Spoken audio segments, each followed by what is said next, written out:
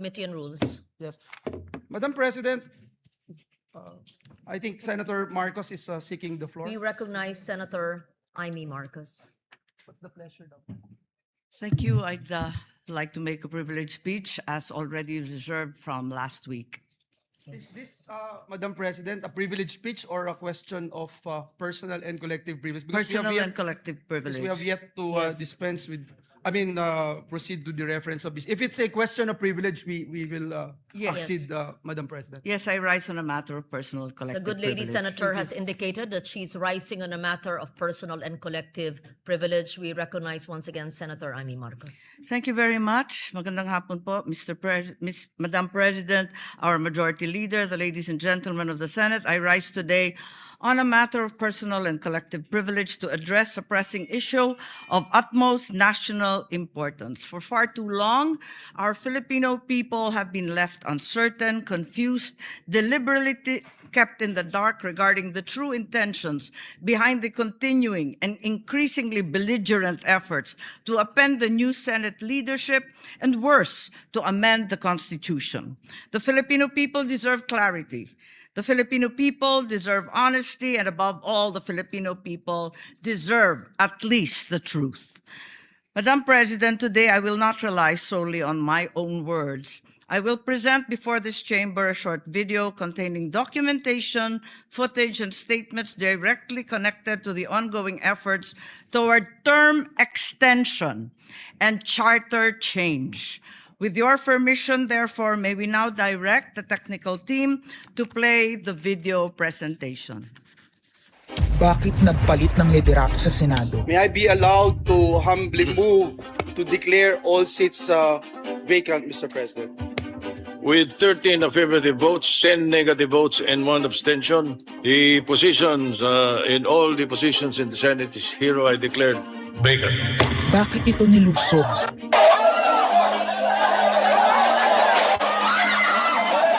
Bakit patuloy ang pananakot? Talagang garabalan, obvious na obvious, iniisa-isa ang majority. Bakit may panggigipit? Pinakakasuhan ng Ombudsman si Senator Rodante Marcoleta ng plunder at indirect bribery. Bakit may pambabaluktot ng kwento? Nililito nila ang publiko. Ang kainan ay naganap alas 4 ng hapon. Ang barilan alas 7. Pinagmamalaki nilang may nangangamusta. Si Camille Villar ang unang nag-update. Saka sila nagsi-reply. Last convo, 4 p.m. Next chat, 10 p.m. Bakit may demolition job? Bakit may pait? Bakit hindi matanggap? Napakaraming bakit. At narito ang mga sagot. Pero bago ang katotohanan, wasakin muna natin ang kasinungalingan. I, Alan Peter Shram Cayetano, having been elected to the position of Senate President, Hindi nagpalit ng liderato para sa impeachment. Hindi totoong pinapakalat ng mga nabulaga. Ito this time, medyo nagkabulagan. Kabulagan. Ang impeachment ay labanan ng numero. Hindi ang mga Duterte aligned ang dapat mangamba, kundi ang mga sa umpisa pa lang ay may hatol na. Ang sinasabi, sir, ng ibang mga kritiko, itong Senate leadership shake-up ay tungkol lang daw sa impeachment. Lahat na i-connect. As I told you, may 12 kami. Si Bato is 13.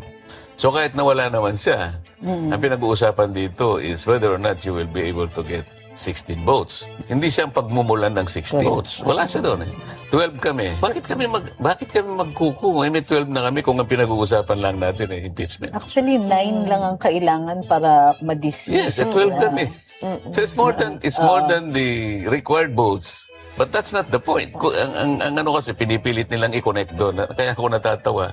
Where is the connection there? Gusto pang ipa-inhibit ang mga tinatawag nilang Duterte-aligned senators. Nananawagan pa ng partial kuno at pagiging patas. Pero sa publiko, may mga pahayag na hindi makakatakas. While VP Sara is in power, the threat of a full-blown Duterte comeback is still a very real and present danger. Bakit ganito ang desperasyon? Bakit hindi maikubli ang gigil? No. Bakit natataranta ang lahat? Mr. Speaker, I move to endorse to the Senate the resolution setting forth the articles of impeachment. Narito ang pagsisiwala. Noong April 22 sa Soler, nagkita si Tito Soto at House Speaker D para pag-usapan kung ano ang papakialaman sa 1987 Constitution habang nakaupo si Bongbong Marcos. Kasama ni House Speaker D ay si South Cotabato Congressman Ferdinand Hernandez. Kasama ni Soto ay ang dating Senate Secretary na si Mark Mendoza. Konas ang gusto nilang mode ng charter change. Muling isinusulong sa Kamara ang charter change o pag-amyenda sa konstitusyon sa pamamagitan ng Constitutional Convention. Is something big brewing inside government to claims of a possible no-election scenario. Ang pag-aamyenda ng konstitusyon sa pamamagitan ng Constituent Assembly. At para makakuha ng suporta sa Senado at sa Kongreso, ito dapat ang mga nilalaman. Dapat ma-extend ang termino ng mga senador at congressmen na mawawala na sa pwesto by 2028. Ang eleksyon sa bawat senador ay magiging by region. Nagdiskusyon sila kung 2 o 3 senador per region. Kinompute nila kung mayroong 18 regions, nasa 36 o 54 ang magiging senador. Lumutang din ang usapang para hindi makaporma si Inday Sara sa 2028, gawing 50 years old ang edad ng pwedeng tumakbo. Pero nagpanukala rin si Soto na pwedeng gawing 35 years old para kay Vico Soto. Dahil ipagmamayabang niyang kayang talunin ito si Inday Sara. Meron ako idadagdag, maganda, Vicky. Ibaba natin ang edad ng presidente to 35. Magagaling ng bata ngayon eh. Magagaling eh. Ibigay na natin sa mga kabataan na pagpatakbo nitong bansa. Baka puro matino pa mailagay natin. Baka sabihin nila, Senator Soto, this is to siguro allow your nephew, ba, si Vico, na tumakbo. Sabi ko na maging qualify. Sabi ko na mag-iisip sila na gano'n, hindi ko naisip si Vico Ronay. Ang impormasyong ito ay mula mismo sa kasama sa meeting. Kasama din nila ay isang congressman, isang gobernador, isang retired military officer, isang dating may mataas na katungkulan, at 5 mula sa private at business sector. Kaya ba binaliwala ang panawagan ng taong bayan? Kaya ba binaliwala ang paalala ng Iglesia ni Cristo? Hindi po nagbabago ang bilin ng Iglesia ni Cristo, Nelson, na ang Iglesia ni Cristo po ay tutol sa impeachment. Kaya ba nagtatapang-tapangan ang mga umaastang bida sa ginagawa nilang tunay na drama? Kaya ba nila sinasabing hindi sila natatakot sa eleksyon ay dahil alam nilang walang eleksyon na magaganap? Hindi po kami natatakot sa susunod na eleksyon. At ang boto sa impeachment ay refleksyon ng boto sa pagsira sa 1987 Constitution. Pabor ang karamihan sa mga pagbabago sa saligang batas, lalo na sa usaping ekonomiya. Ngunit kung papakialaman ng iilan ang konstitusyon para maghari-harian at para sa pansariling kapakinabangan, makapwesto ng matagal o mailuklok ang kamag-anak, humanda kayo sa galit ng bayan. Ang pagpapalit ng liderato sa Senado ay hindi kakaiba.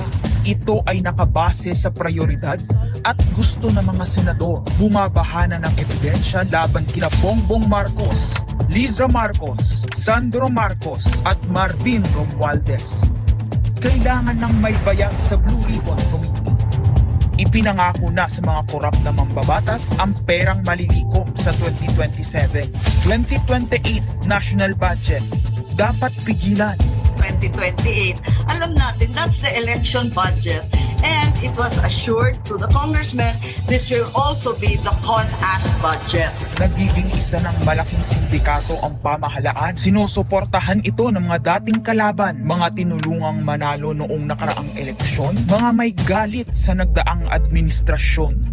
Lahat sila kasama ng pinakamalaking troll farms at ilang bahagi ng mainstream media ay pinagagana ng 2 bagay. Pera galing sa korupsyon, galit sa mga Duterte. Mahalaga ang liderato ng Senado para sa mga korap at nakasandal sa mga buwaya ng kapangyarihan. Ngunit mas mahalaga ito sa mga naninindigan na ang Senado ay bantayog ng konstitusyon na hindi dapat tinatakot, sinusuhulan at iniipit upang maging tau-tauhan. Maaaring hati ngayon ang Senado. Maaring kanya-kanyang bersyon ng kwento. Wala nang pakialam kung ano ang totoo. Isa itong indikasyon na gumagana ang demokrasya. Kailangan lang maalala ng bawat senador na kahit sila ay may kapangyarihan, hindi dapat nila malimutan magpakatao. Sa kabila ng lahat ng problema, pinakamababang halaga ng piso sa kasaysayan, mataas na bilihin at gasolina, kawalan ng trabaho, halos wala nang makain, nagpapakamatay na mga magsasaka. Ang inuuna ay politika, impeachment at kung ano-anong propaganda para mabalik ang kontrol sa Senado ng mga nangako na maisakatuparan ang pagpapahaba ng panahon sa kapangyarihan. Kung magde-deny yung mga nandoon sa meeting na yon at pabubulaanan yung aking sinabi, then sasabihin ko kung sino ang nagsiwalat sa amin. Kasi magugulantang ang buong bansa pag siniwalat ko kung sino yung nagsabi sa amin.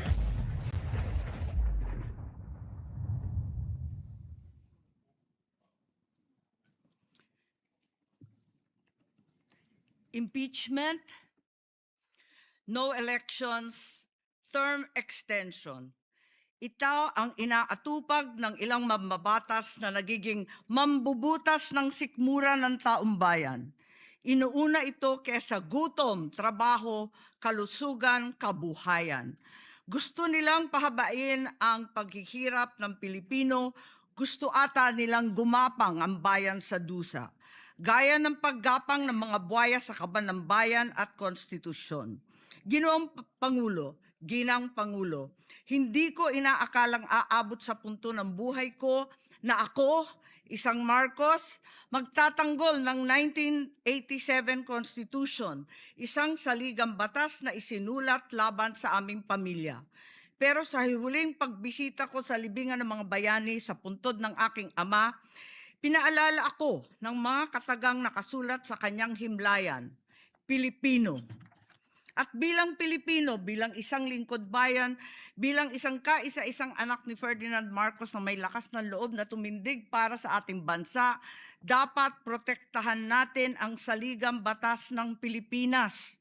Nitong mga nakaraang linggo, hindi lang ako basta Pilipino, hindi lang ako basta senador. Naging reporter pa at vlogger dahil walang mag-cover sa totoong nangyayari. Pero napakaraming nagko-cover up sa mga korap na politiko. Kung meron nakakaalam sa galit ng bayan pagdating sa pagpapahaba ng poder sa kapangyarihan, nasa unahan na ako ng listahan. Hindi ako makakapayag na walang maisabuhay sa mga aral ng kasaysayan. Noong naharang natin ang PI na yan, People's Initiative, noong Enero 2024, hindi naman sila tumigil. Noong 12 ng Agosto 2025, unang inihayag ni Bongbong Marcos ng ating Pangulo na hindi niya tututulan ang isang Constitutional Convention o CONCON upang ayusin umano ang mga butas sa saligang batas, kasunod ng pahiwatig ng Kongreso na sumusuporta nito. Pagsapit ng Nobyembre, nung nakaraang taon din, naghain na si Congressman Ronaldo Puno at mga miyembro ng NUP, National Unity Party, ng House Bill 5870, naglalayong magpatawag ng Constitutional Convention upang magmungkahi ng mga amyenda sa konstitusyon. Noong 30 ng Enero 2026, nagpahayag naman si dating Senate President Soto ng suporta sa pagtalakay ng mga amyenda sa konstitusyon matapos ang desisyon ng Korte Suprema kaugnay ng impeachment laban kay VP Sara Duterte. Agad itong ikinatuwa ng tropang NUP na nagsabing mahalaga ang kooperasyon ng Senado upang maisulong ang mga reforma sa saligang batas. Gayunpaman, noong ika-31 ng Enero 2026, sumagot ang Malacanang, hindi raw prioridad ang charter change o CHA-CHA dahil nakatutok umano ang Pangulo sa mga isyong pang-ekonomiya. Isang pahayag na inilabas matapos magpahayag ng suporta si SP Soto noon sa pag-amyenda ng konstitusyon.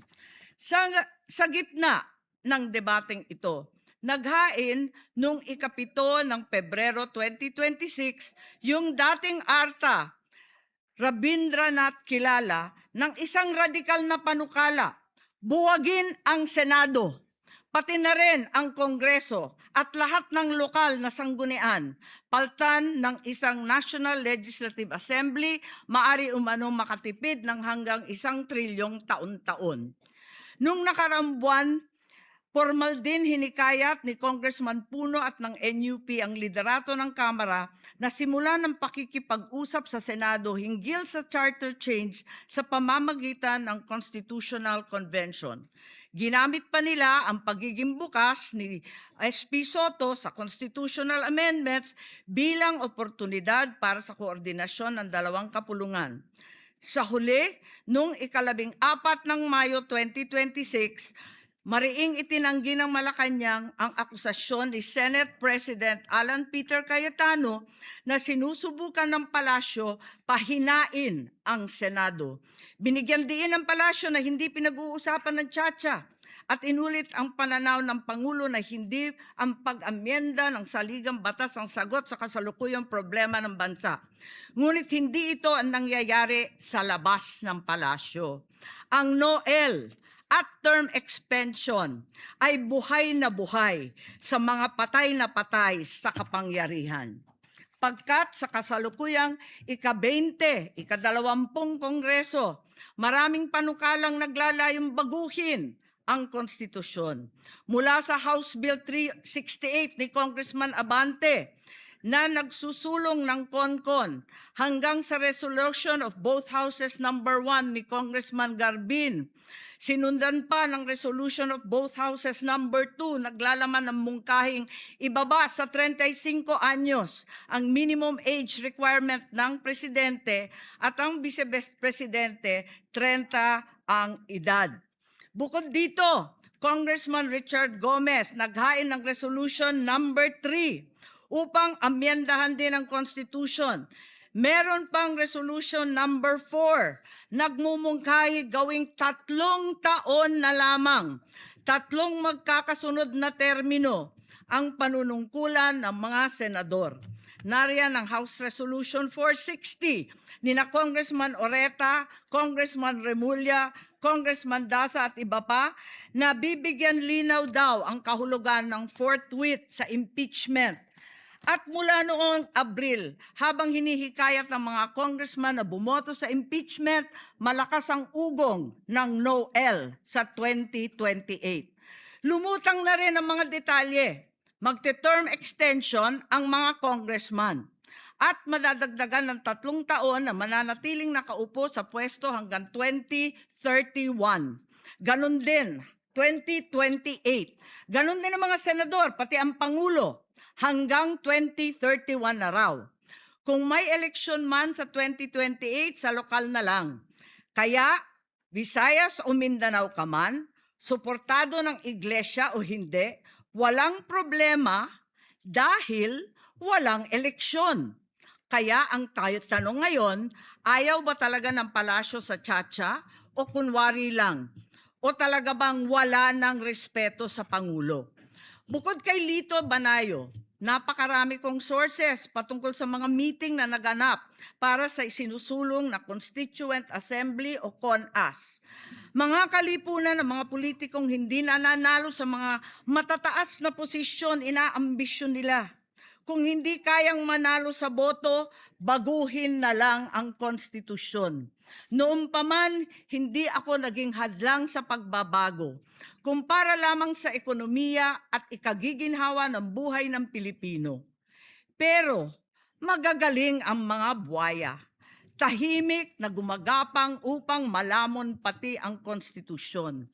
Kung nagsisinungaling ang mga nagsumbong sa akin, kung sasabihin kasinungalingan ang sinabi ko ngayon at ang pinalabas, hinihikayat ko ang mga senador ngayon sa ating bulwagan.